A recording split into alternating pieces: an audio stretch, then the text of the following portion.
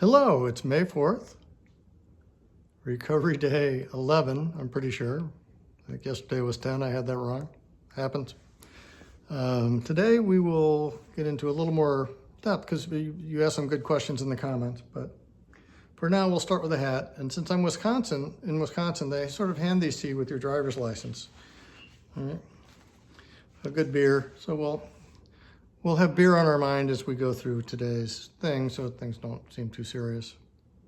Although your questions have been. So let's start. The big question is, am I really as happy as I seem on these videos? Or are things really much tougher than I'm letting on? And the answer to that is, yeah, I really am this happy for the most part. Two, are things tougher? Well, it depends what you mean by tough. And at this point, I would split it into sort of two phases. There was the original chemo phase, where everything was moving very fast, kind of like end of January, found out I had cancer. By February, I was in chemo. And frankly, the chemo, there were physical effects, but you just sort of handle those. You know they're going to be temporary and go away. And they were somewhat uncomfortable, but focus on the mental part and be happy. Say, yeah, sure. There's light at the end of the tunnel after the treatment and the surgery and more chemo. And then the second phase would be sort of, at this point, after the surgery, which is where I'm now. And going into the surgery, there are sort of two possible outcomes: a partial stomach or no stomach. And the thinking was most likely to be having a partial stomach coming out.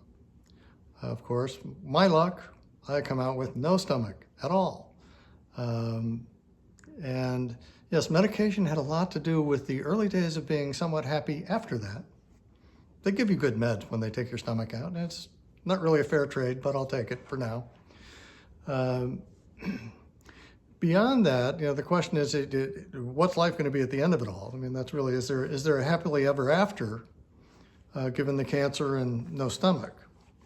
And that's something that sort of under the covers, yeah, that's probably the hardest thing I've faced so far. It's really that mental aspect of it all.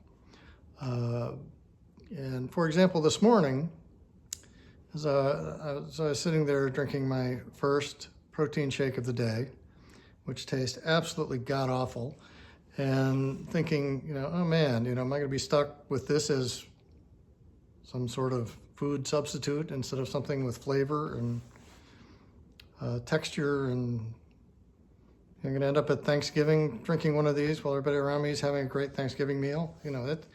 That mental game is tough. Fortunately, in the modern world, just hopped on the internet and said, all right, what does the American Cancer Society say about people without a stomach having something to eat? And it turns out I can eat real foods, just supposed to stay away from junk carbohydrates. So I can't sit with a bag of chips, and stay away from things that are too sugary, like cookies or whatever.